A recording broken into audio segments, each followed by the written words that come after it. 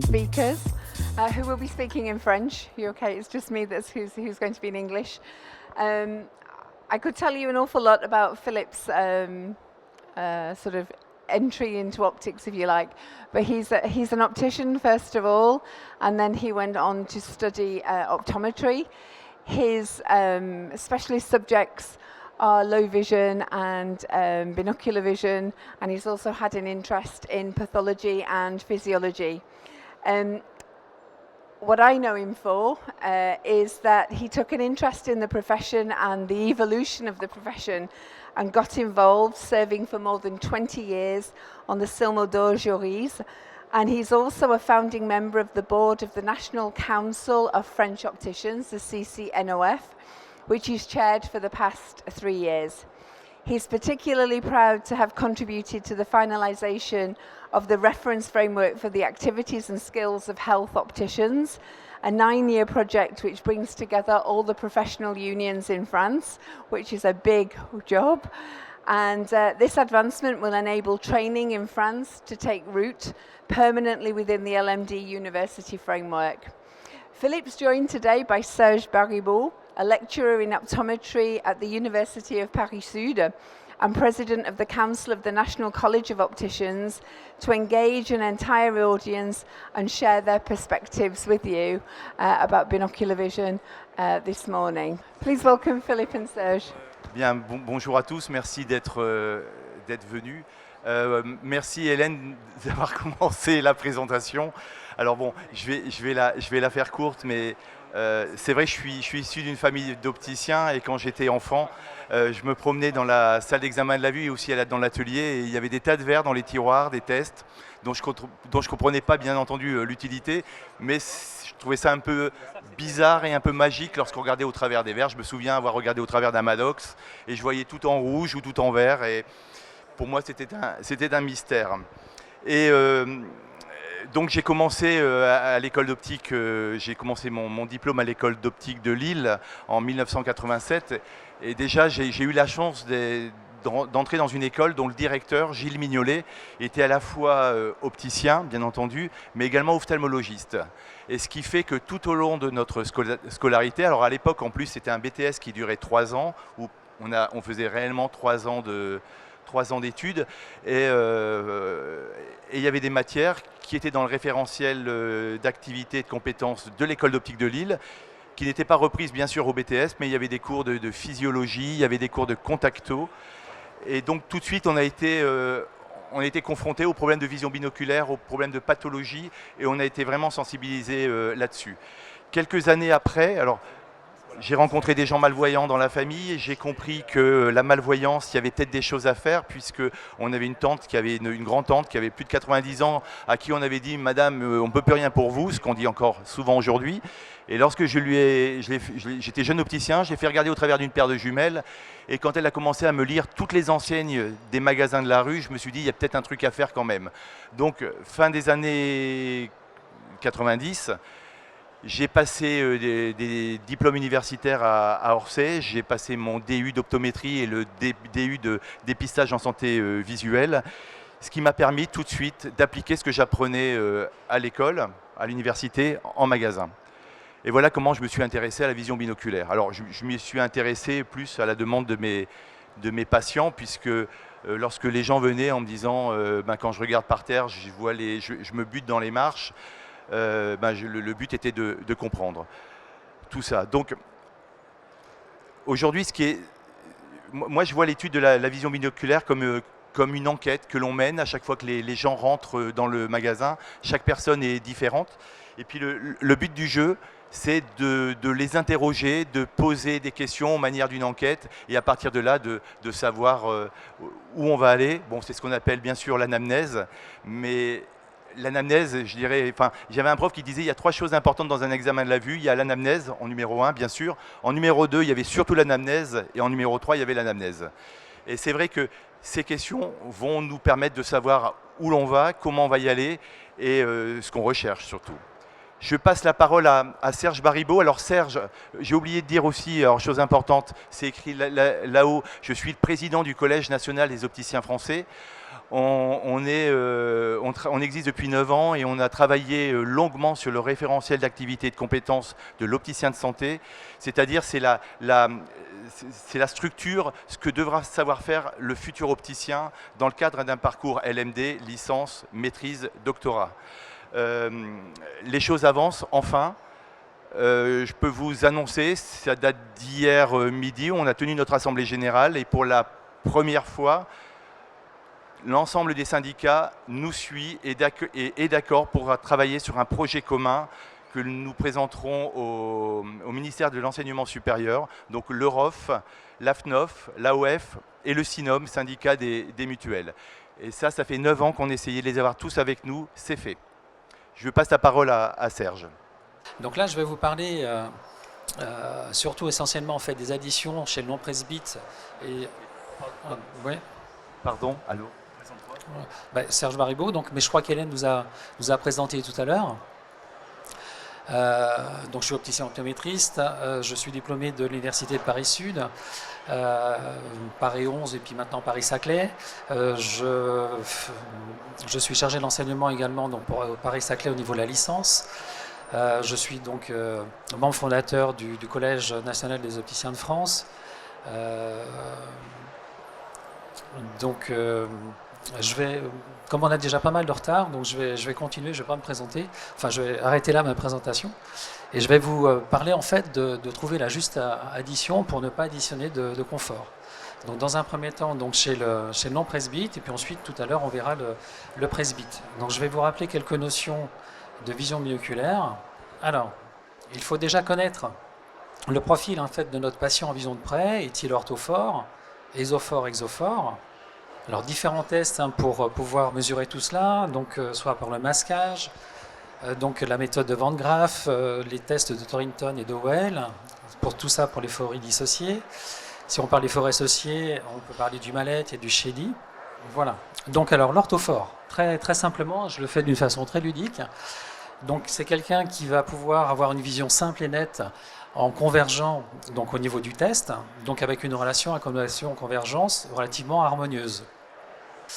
Donc dans le cas d'exophore, lui, à l'inverse, il va avoir son plan de convergence en arrière du test. Donc que doit-il faire pour pouvoir converger? Il va mettre de l'accommodation en place, ce qui va entraîner donc sa convergence. Si on prend donc l'exophore, si on lui met une addition, qu'est-ce qui se passe? On va donc diminuer son accommodation, sa convergence donc va diminuer, on va se retrouver donc avec quelqu'un qui va être à nouveau avoir un plan de convergence en arrière du test et ça va donc entraîner de l'inconfort. A l'inverse, si on prend le cas de l'ésophore, lui, donc il converge beaucoup trop, ce qui lui entraîne de l'accommodation. Donc s'il veut être confortable, il est obligé de diminuer son accommodation pour diminuer sa convergence.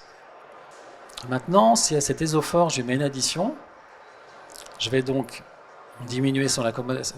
Si je lui mets une addition, je vais donc diminuer son accommodation, ce qui permettra de diminuer sa convergence. Et là, je vais le remettre en fait dans une situation de confort. Tout ça donc pour expliquer que quand vous allez prescrire des verres avec une addition pour le non-presbyte, il faut absolument savoir à qui on a affaire. Si vous faites donc ce genre d'équipement à quelqu'un qui est exophore, vous allez l'entraîner dans l'inconfort. A l'inverse, si vous avez un ésophore, là vous allez lui permettre d'avoir davantage de confort. Donc voilà, je vais repasser la parole à Philippe. Merci, et je demande à la technique donc de changer d'écran, merci. Alors c'était un petit rappel du professeur, ce n'est pas le professeur Capello, c'est le professeur Baribeau, c'est presque pareil. Et là donc je voulais qu'on fasse ces rappels pour comprendre un petit peu justement les cas dont je vais vous parler.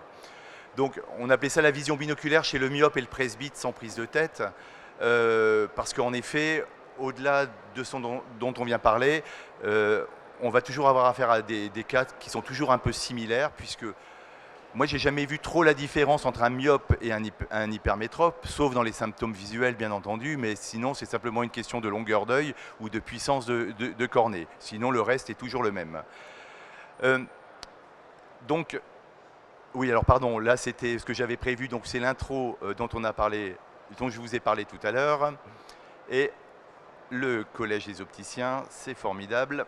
Et maintenant, voilà, maintenant nous allons mener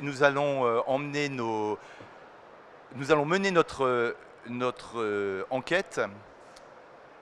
Donc, oui, donc j'en ai parlé tout à l'heure, on va utiliser l'investigation clinique pour expliquer les symptômes dont les gens nous parlent, parce que ce sont vraiment à chaque fois des indices qui vont être très utiles. Donc je parle d'écoute active et questionnement ciblé.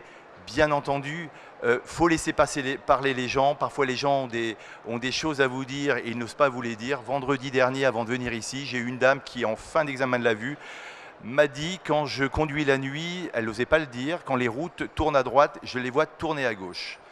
Elle osait pas m'en parler parce que la dernière fois, elle en avait parlé à son ophtalmologiste. On lui avait dit que c'était dans la tête, que c'était psychologique et que c'était pas grave. Solution visuelle personnalisée, bien sûr, chaque personne est différente et on n'a pas de... Il n'y a jamais de normes, il y a des normes à respecter, mais chaque cas est différent. Alors le premier cas, bon, c'est le cas le plus classique, Baptiste.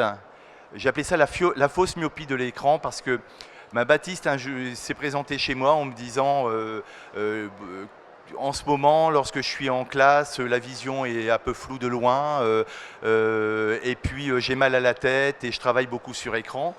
Et bien sûr, si on s'était arrêté là, on aurait pu penser à une myopie évolutive, puisqu'il était déjà myope. Donc je lui ai posé la deuxième question qu'il fallait poser, est-ce que c'est myope constamment ou pas? Et c'était une myopie qui était intermittente. C'était une myopie qui avait lieu surtout en fin de journée, quand il passait du temps devant son écran. Et lorsqu'il relâchait la fixation, il lui fallait un petit moment pour que les choses redeviennent nettes de loin. Donc, en sachant tout ça, j'ai fait mon examen de la vue. Donc j'ai fait ce dont a parlé Serge, donc mesure de l'acuité visuelle en mono et bien sûr en bino. Il avait une très bonne acuité visuelle, donc ce n'était pas un problème de myopie. Par contre, il présentait, alors j'ai plus les chiffres ici, mais il présentait une ésophorie, donc pas en vision de près, qui était assez importante. Je crois que c'était de l'ordre de 5 dioptries en ESO. Et en lui rajoutant une addition de 1, il redevenait ortho. Donc je l'ai équipé de verres avec une aide à l'accommodation. Ce verre a divers noms chez les verriers, mais le résultat était instantané puisque tout de suite il a retrouvé du confort visuel, il a récupéré une vision plutôt nette de loin. Cela dit, je lui ai demandé quand même d'aller faire un bilan orthoptique et l'orthoptiste avec laquelle j'ai la chance de travailler quotidiennement lui a permis de retrouver une bonne fluidité dans ses mouvements oculaires.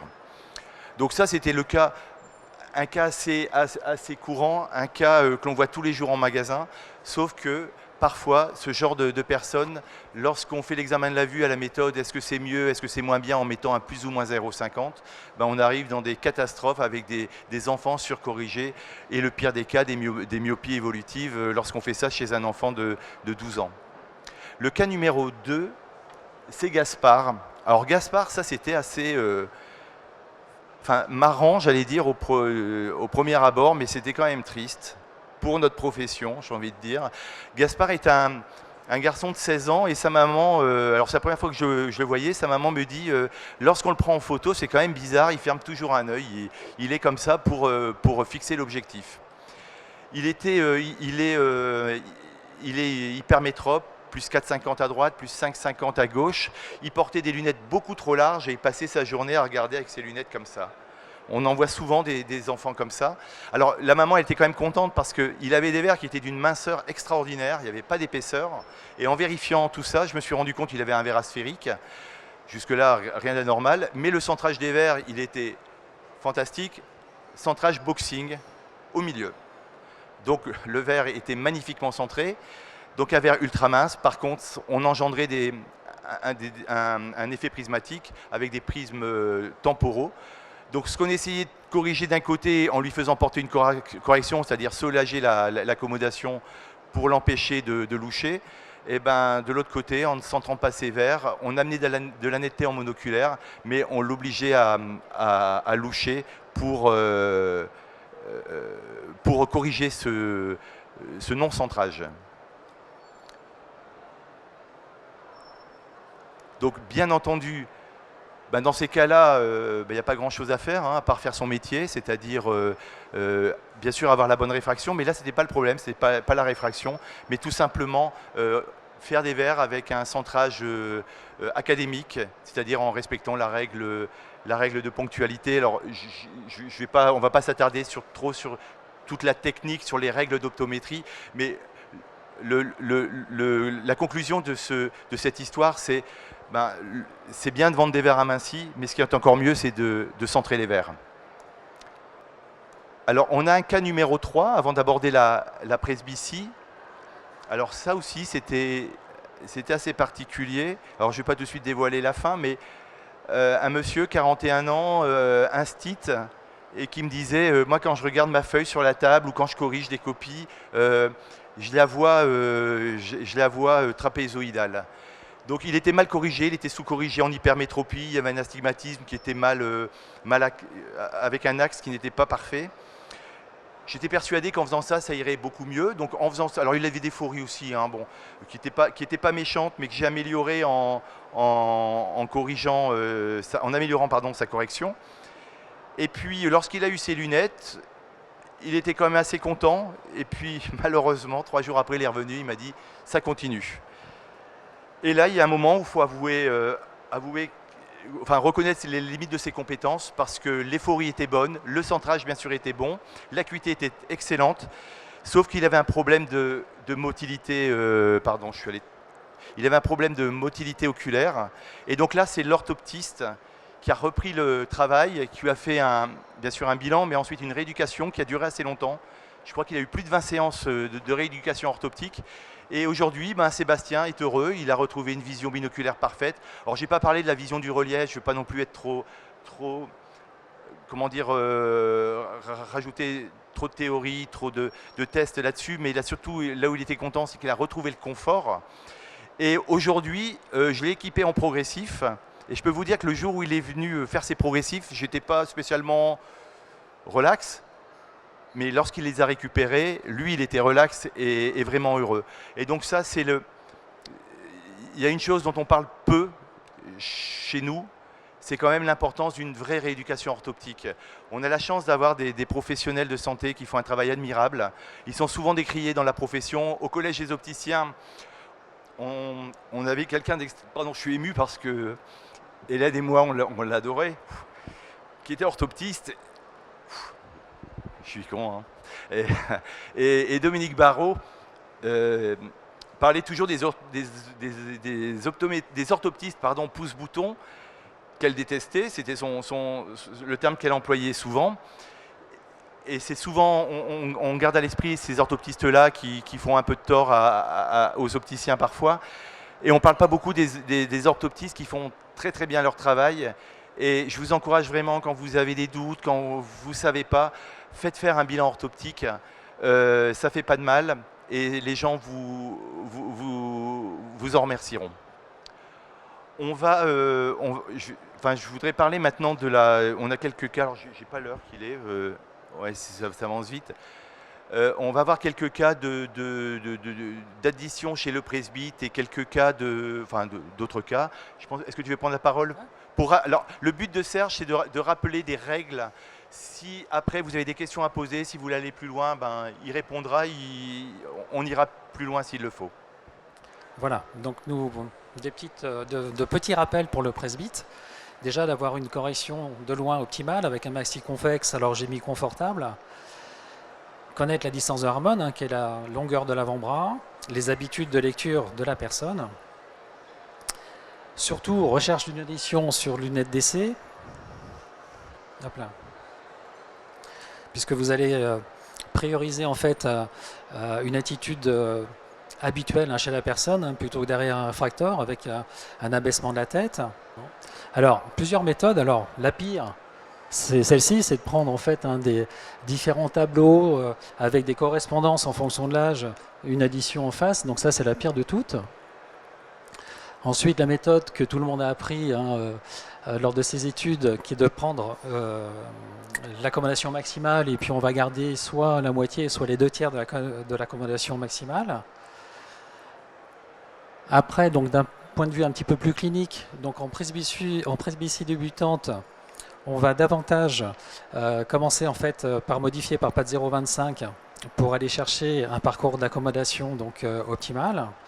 Si par contre vous avez une presbytie avancée, on va déjà commencer à mettre une addition pour débuter la lecture, et puis ensuite on ajustera par patte 0,25, toujours en faisant attention à ce parcours d'accommodation. Alors ensuite, une fois qu'on a l'addition, donc il faut équilibrer cette addition pour voir si elle n'est pas trop forte et si on respecte bien la vision biculaire.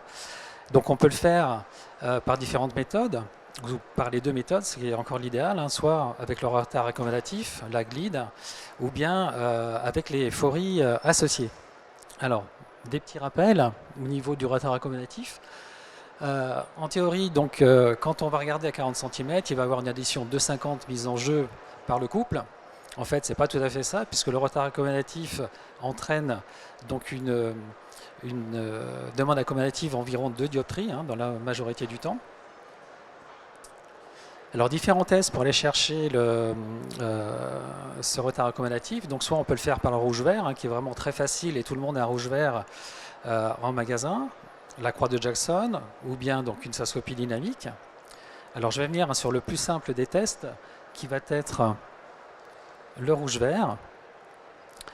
Donc, en mesurant en fait le lag, en présentant donc ce test rouge-vert, si la personne, votre patient vous répond qu'il voit mieux dans le vert, on va rajouter du plus pour aller équilibrer dans le rouge et dans le vert. Donc là, vous aurez affaire à un lag. À l'inverse, s'il voit mieux dans le rouge, on est sur un lead, donc vous allez mettre du négatif. Ça veut dire que déjà votre addition est beaucoup trop forte. Donc l'idéal, c'est toujours d'avoir en fait un lag aux alentours de 0,50 dioptries pour avoir en fait une addition la plus équilibrée possible et la plus confortable. Alors ensuite, au niveau des disparités de fixation, donc différents tests, vous avez le Shady, vous avez le Mallet est plus connu.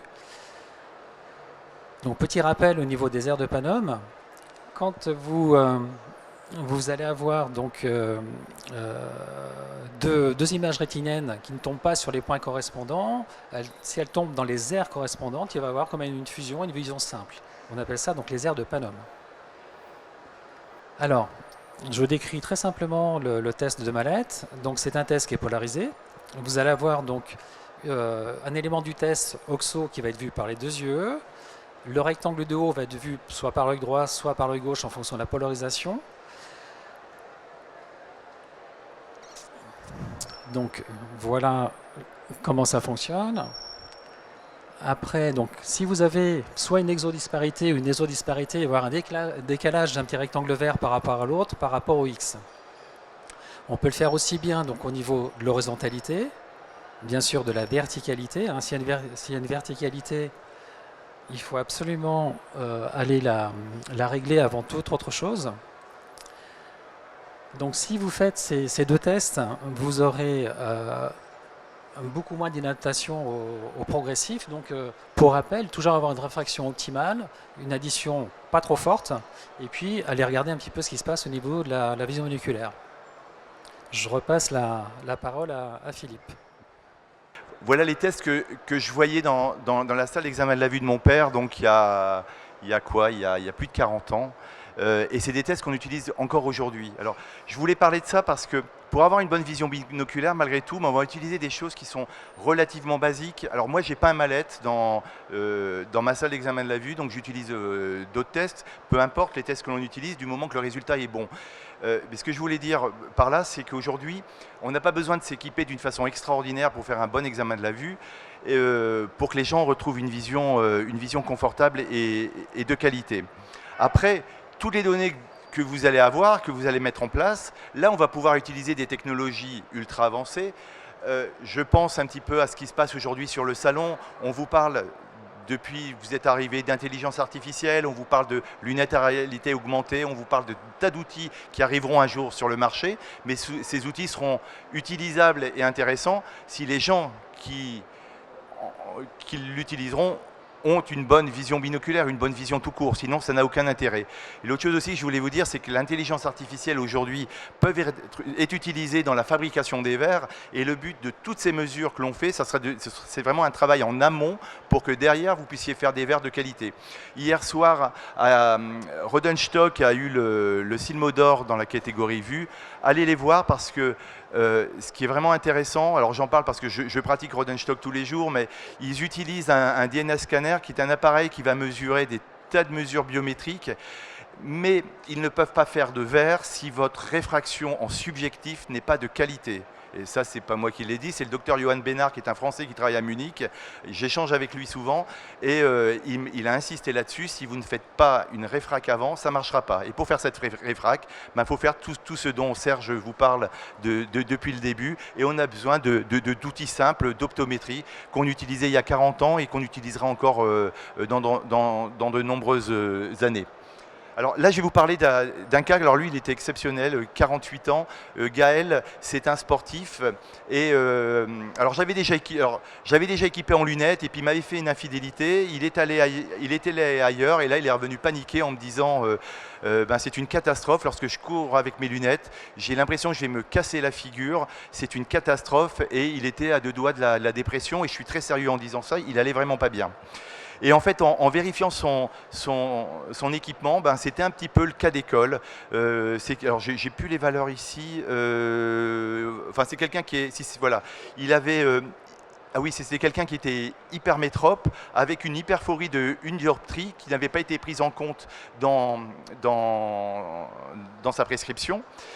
Et l'opticien qui l'a équipé, lorsqu'il est revenu, il s'est dit « Ouh là là, il est hypermétrope, il est de plus une, il ne voit pas bien de loin, il a dit qu'il n'était pas bien. » Qu'est-ce qu'il a fait ?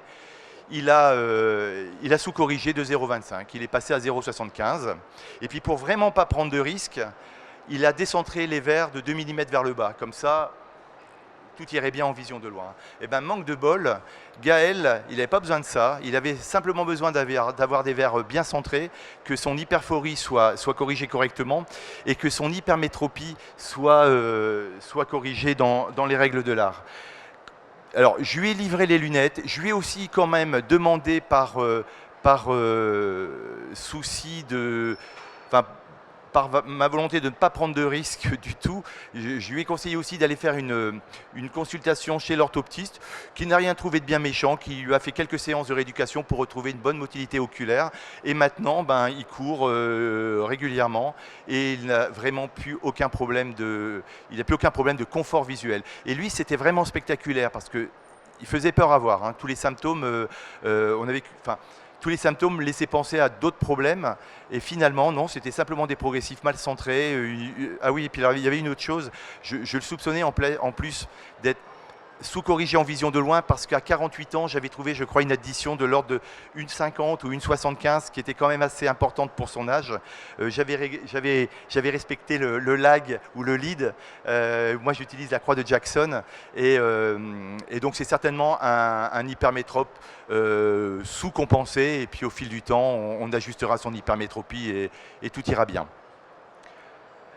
Et donc bien sûr pour cette personne, j'ai utilisé, alors moi j'utilise alors c'est pas bien parce que c'est mieux à mallette, mais par exemple pour mesurer mes phories en VL et même en VP, j'utilise les prismes de Von Graf, ou alors le test polarisé qui est un test qu'on a quand on a un projecteur polarisé, on l'a tous là, je sais pas son nom. Alors, c'est un iconomètre qui permet en fait de voir les phories verticales, enfin les phories associées verticales et horizontales. Alors c'est pas un vrai test de phorie associé, mais ça fait bien le boulot. Là, c'est l'avant-dernier cas. Alors ça, c'est un cas classique. Alors là, que je fais depuis très très longtemps, puisqu'à la base, moi j'étais spécialisé en basse vision. Madeleine, âgée de 88 ans, souffre d'une DMLA bilatérale, acuité visuelle très faible, 1/10 et 1/20. Elle a abandonné les lunettes parce que on lui a dit ma pauvre dame, on ne peut plus rien pour vous, vous pouvez plus voir, mais vous ne serez jamais aveugle. Et ben, je lui ai fait quand même une réfraction en utilisant bien sûr sa vision périphérique. Donc là, on va vraiment utiliser plus. Alors moi, je commence quand même, je sais, c'est pas bien, mais je commence quand même au réfracteur, mais je finis quand même dans ces cas-là à la lunette d'essai pour exploiter au maximum la vision périphérique. Et cette dame, alors je dois avoir les chiffres là. Oui, je parle de réfraction précise. Bon, je l'ai corrigé correctement et avec une addition de 3, oui, c'est ça. Elle lisait P5. Alors vous me direz, avec P5, on ne peut pas faire grand-chose.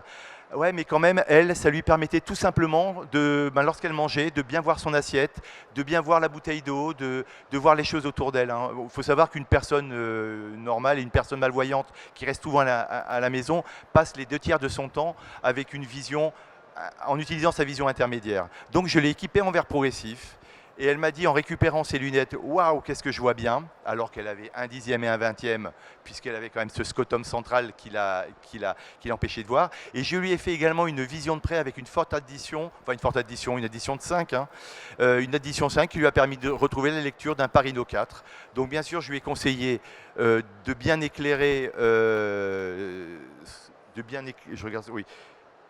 éclairer ce qu'elle lisait avec un éclairage indirect qui ne l'éblouisse pas. Et ben, notre petite Madeleine, alors c'est pas péjoratif parce que c'est quelqu'un qu'on aime beaucoup au magasin, a retrouvé une relative indépendance à la maison puisqu'elle est capable de regarder la télé, de se débrouiller et surtout lorsqu'un courrier arrive, de ne pas avoir à demander à l'aide, à l'assistante, à l'aide médicale, pardon. C'est une aide médicale à les gens qui viennent à la maison, pour lui lire le courrier, quand surtout c'est des courriers de banque, et elle n'a pas envie que tout le monde sache ce dont on parle. Donc tout ça pour vous dire que même dans les cas non pas les plus compliqués, j'ai envie de dire les plus désespérés, ça vaut le coup de passer du temps parce qu'on a du mal à évaluer la qualité de la vision périphérique chez les gens qui souffrent d'une DMLA ou d'autres pathologies. Et oui, alors ça j'avais oublié bien sûr d'en parler, non oui, et bien sûr, elle a fait une rééducation orthoptique. Le but, c'est d'exploiter au maximum sa vision périphérique pour l'aider à fixer comme il faut, avec surtout son addition de plus 5.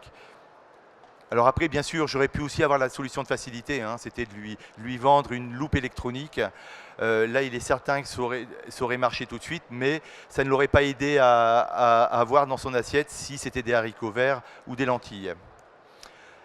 Et enfin, alors ça c'est le dernier cas, ça c'est le cas dont je suis le plus, je ne sais pas si c'est le plus fier, mais il est tout frais, il date aussi d'il y a une semaine. Une dame qui est venue me voir, qui est aussi assez, je trouve, révélateur de l'importance qu'a la vision chez beaucoup j'ai envie de dire, de médecins. Parce que cette dame fait un syndrome de Guillain-Barré. Alors le syndrome de Guillain-Barré, c'est une maladie neurologique qui affecte le système nerveux et qui fait que les gens se paralysent tout doucement et qui peut aller jusqu'à la paralysie totale, voire malheureusement la mort. Cette dame a été paralysée. Elle a eu le droit à une prise en charge totale pour sa rééducation en termes de kiné, d'ergothérapeute, etc. Et donc, on l'a aidé à récupérer tous ses muscles, sauf quelques muscles. On n'a pas pensé que dans les yeux, il y avait aussi des muscles, les muscles oculomoteurs. Et en fait, cette dame est venue me voir, elle avait une canne et elle m'expliquait que quand elle marchait, que tout allait bien, mais quand elle marchait dans la rue ou chez elle, elle avait besoin de sa canne parce que parfois, elle avait la sensation que le sol se dérobait sous ses jambes. Et bien sûr, ça l'a perturbée énormément. Donc, je lui ai fait comme avec tout le monde, une bonne réfraction. Et alors, je recherche mes chiffres. Oui, voilà, c'est ça. Donc, j'ai relevé d'abord une hyperphorie. Alors, toujours important, c'est d'abord commencer par mesurer les déviations verticales. Donc, cette dame avait une hyperphorie de 4 dioptries, repérée par personne, associée à une ésophorie de 3 en vision de loin et une vision ortho en vision de près. Donc, bien entendu, lorsque je lui ai fait, la désorganisation binoculaire était un facteur majeur de ces troubles d'équilibre. Par contre, très sincèrement, je ne savais pas si la solution optique allait être suffisante. Donc, je lui ai fait essayer la correction à la lunette d'essai et elle était ravie. Tout de suite, elle a senti un confort qui était instantané. Et bien entendu, je me suis mis directement en relation avec son orthoptiste qui m'a confirmé les prismes. Et ça m'a fait plaisir aussi parce qu'elle était complètement d'accord avec, alors même si je n'utilise pas de mallette, mais avec les prismes, les phories que j'avais relevées. Et l'orthotiste m'a appelé pour me confirmer et me demander de l'équiper directement en verre progressif. On n'a pas fait une paire de loin, une paire de près. Cette dame, à 73 ans, était assez active. Je l'ai équipée en lunettes. À la livraison des lunettes, alors là, ça a été, elle a fait « Ouh, ça me fait bizarre ». J'étais pas super surpris, mais quand même, elle lisait bien, elle voyait bien simple de loin. Elle n'était pas plus gênée que ça, mais sa vision d'ensemble était très perturbée. Et il y a 10 jours, elle m'a appelé pour me dire « Ça y est, j'ai abandonné ma canne. Si vous voulez que je témoigne au Silmo, je le ferai avec plaisir. » Elle voulait tourner une petite vidéo.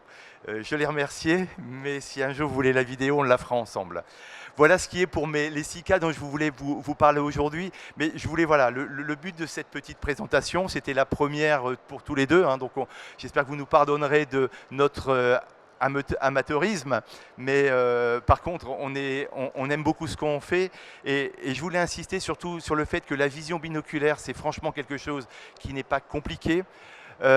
Si vous n'en faites pas encore, eh ben, de toute façon, essayez et pensez bien que le patient qui est derrière votre lunette d'essai ou derrière votre tête de réfracteur ne sait pas du tout ce que vous faites et ne comprend pas ce que vous faites. Donc si vous pardonnez-moi le terme, vous merdouillez, il ne le saura pas. Par contre, ça vous permet de mesurer des choses et surtout, le but, c'est de comprendre les symptômes dont vous ont parlé les gens au départ. Et bien sûr, quand il y a une cohérence entre les symptômes et les résultats que vous obtenez au travers de l'examen de la vue, vous avez un résultat qui est formidable. Avec nous, au Collège des opticiens, on a aussi une fille extra qui s'appelle Fabienne Vulliez-Ladava. On était ensemble hier, on a discuté un petit peu de cette présentation. Et Fabienne est installée à Lyon, elle travaille que sur rendez-vous, elle ne s'occupe que de personnes malvoyantes. Et chez tous les malvoyants qu'elle voit, la première chose qu'elle fait, comme nous, avec les mêmes tests, on a parlé de tests hier, on utilise tous les mêmes tests, qui sont quand même des tests assez basiques. Hein. On n'a pas besoin d'acheter j'ai vu qu'il y avait des cabines là maintenant qui sont formidables. On appuie sur un bouton, vous avez la correction, vous avez tout. Et en plus, 2 jours après ou 3 jours après, vous avez l'ordonnance. Sur le papier, ça a l'air très bien. Par contre, ça ne remplacera jamais un examen de la vue dans les règles de l'art. Voilà ce que je voulais vous dire aujourd'hui. Serge, je ne sais pas si tu as des choses à dire en plus. Merci pour votre écoute. Et surtout, si vous avez des questions, il y a Hélène a le micro. On est à votre disposition. Si vous voulez avoir des précisions. Oui. Merci pour votre présentation et je trouvais ça très intéressant de reparler de vision binoculaire. Vous avez parlé de plusieurs cas d'hyperphorie ou même de l'importance du centrage. Et je voudrais revenir et vous poser la question en tant qu'opticien. Comment vous centrez les verres des personnes comme ça qui ont des verres avec des hyperphories qui sont prises en charge par des prismes ou même sans prisme, l'importance du centrage monoculaire. Oui, alors merci. Alors, j'ai l'impression d'être à la télé ou d'être un homme politique. Merci de m'avoir posé cette question. Oui, alors ça c'est une chose aussi. Alors hier on en a parlé entre nous. Le centrage vertical. Ça fait 40 ans, enfin pas 40 ans, depuis toujours, on utilise un pupillomètre pour savoir si on est à 63 ou à 63,5 d'écart pupillaire. Moi, j'ai appris à l'école d'optique des tas de choses, mais qu'on pouvait loucher, qu'on pouvait parfois aussi avoir on pouvait récupérer en divergence. Par contre, j'ai retenu un truc, personne n'est capable de loucher dans le sens vertical. Or, tout le monde centre ses verres, en général sur l'axe boxing plus 2 mm, et on se contrefout de savoir s'il y a un œil qui est plus haut d'un côté ou pas de l'autre. Moi, j'utilise une colonne de prise de mesure systématiquement. Alors systématiquement, après on peut utiliser bien sûr comment on appelle ça, le miroir, la méthode du miroir pour la vision de près, mais chez tout le monde, j'utilise, donc on utilise la règle de ponctualité, hein, la monture à la verticale, et c'est vrai que ça aussi, alors bien sûr j'en ai pas parlé, mais le nombre de gens qui avec des petites corrections unifocales vous disent mais qu'est-ce que je vois mieux maintenant, et sur des petites corrections avec des verres très simples, simplement en respectant les disparités de hauteur, en respectant cette règle, mais je parle de plus 0,75, hein, les gens viennent vous dire mais c'est dingue, qu'est-ce que je vois mieux avec vos verres de lunettes, alors que les verres ce sont des verres ponctuels, on ne peut plus basiques. Hein. Donc bien sûr, en verres unifocaux et en progressif, c'est encore plus vrai. Mais je n'utilise quasiment plus jamais un pupillomètre. La règle surtout, c'est vraiment en fait de compenser une hyper. Si vous ne compensez pas une hyperphorie, la personne ne sera jamais confortable. Alors, oui, une dernière chose. On m'avait donné des chiffres de quelqu'un de chez Essilor, vous avez bien connu, Dominique Mélin, qui m'expliquait qu'en France, il y a un pourcentage très faible de verres qui sont commandés avec des prismes intégrés, alors que dans les pays anglo-saxons, c'était de l'ordre au moins 6%. Enfin, j'avais retenu des chiffres qui étaient assez énormes à l'époque, mais c'est vrai que l'hyperphorie, je ne voulais pas faire une conférence sur l'hyperphorie, mais vous avez vu quand même beaucoup de cas où on a des gens qui ne sont pas bien, soit à cause d'hyperphorie. Je reviens là-dessus, je me souviens d'un gamin qui m'avait fait aussi une infidélité, mais ce qui est bien dans les infidélités, c'est qu'ils reviennent après. Il avait eu une différence de hauteur d'au moins de 4 mm, c'était énorme. Et bon, moi, je la respectais tout le temps. Il fait des lunettes ailleurs, et pareil, quand il courait, il n'était pas à l'aise du tout sur le sol parce qu'il arrivait, bien sûr, il n'avait pas de vision stéréoscopique, donc il se cassait la figure tout le temps. Merci. Et encore des questions? Rapidement? D'accord. Rapidement. Bonjour. J'ai une amie qui a des problèmes de vision binoculaire. C'est ce qu'elle croit parce qu'elle a des problèmes d'équilibre. Et elle est aussi âgée que moi. Elle porte des verres progressifs. Mais je n'ai pas su la guider et trouver une adresse de quelqu'un qui, comme vous, s'occupe bien de la vision binoculaire et de prisme avec ses progressifs. Donc ça me ferait plaisir que vous me donniez une adresse parisienne. Merci. Alors parisienne, alors ce que je peux vous proposer, c'est d'aller consulter le site de l'AOF, donc l'Association des optométristes de France, et vous avez une cartographie en fait française. Vous avez toutes les adresses en fait des optométristes en France. Donc c'est le site de l'AOF, Association française des optométristes. Merci beaucoup, messieurs, pour cette topo très rapide, mais ce qui me tient bien au cœur, c'est la différence qu'on peut faire, la qualité de vie des gens, si on fait les choses en profondeur, comme ça. Mais merci beaucoup. Merci.